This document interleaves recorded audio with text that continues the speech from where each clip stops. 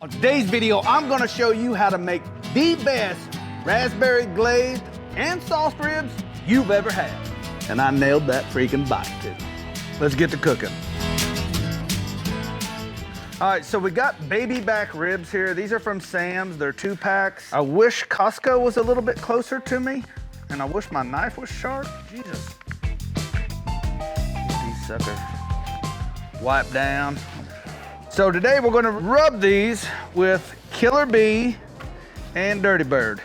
I'm gonna do a light coat of Dirty Bird on the back. Nothing too crazy. And baby backs, you don't typically have to use as much rub as you do on a bigger cut. Take the little casing off? I didn't, did I? Me. Again. Welcome to Kyle Teaches Cosmo. Yeah. Wrap ribs. I'm used to the ones at Costco. These are Sam's. Sam's does not pull the membrane off. So we just wasted all that rub, so I can see them in the comments. This jackass. So we'll pull them off. I saw a new thing going around on social media.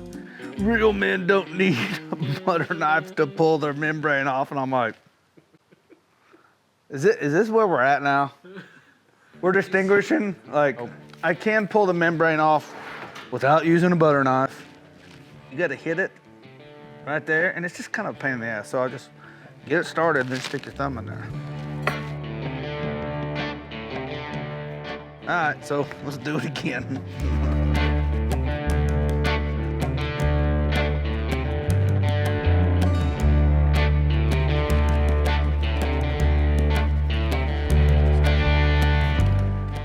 All right, now we got the pit running. I don't know what it's at now. Oh, it's at by 290. I try to run about 300. All right, so we're running these on the fire end of the pit, and you'll see why here in a second. Now let's lay them right there. Get her shut down, and through the miracle of time, we got 2 racks already. This smells good. This is what I miss. Just cooking good ribs. All right, so for these, wrap is gonna be a competition style that I think the whole world is doing now, but gotta have the blue butter. Build you a little wall, a little bit of sugar, and the raspberry heat glaze. This stuff, you could drink this. Ah, it smells so good. Look at that. That Killer Bee and Dirty Bird, phenomenal. Now, if you're in competition, you could pull these little black edges off. I'm not in a competition, so I'm not. A little bit of butter and a little more glaze right down the back. Oklahoma wind, have to weight everything down around here. Fold the edge, tiny bit of water. Fold it up, boom, just like that.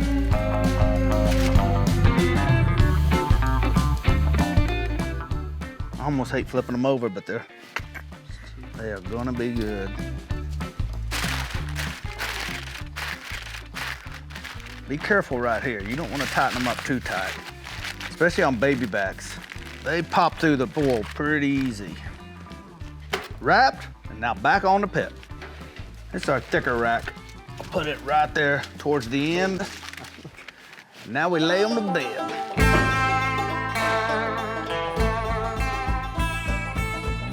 These are almost done. I'm gonna let them run about another 20 to 25 minutes, and then we'll get them pulled off, glazed up, sauced up, and then we eat. So we're gonna pull these at 200. Let's see where we're at. Boom. Now I know this one's done because this is a smaller rack. It's probably over 200. No, it's hanging out there. 97. We'll call it. All right.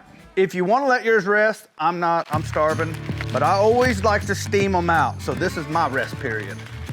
And by steaming them out, I mean I just open up the foil and let all the steam come out. So We'll leave them here. It'll probably take about 10 minutes. They smell good. We're gonna sauce the back and glaze the top. When you take a bite, I want you to taste the sauce first and then the glaze, so that you'll be sweet and then it'll move the heat.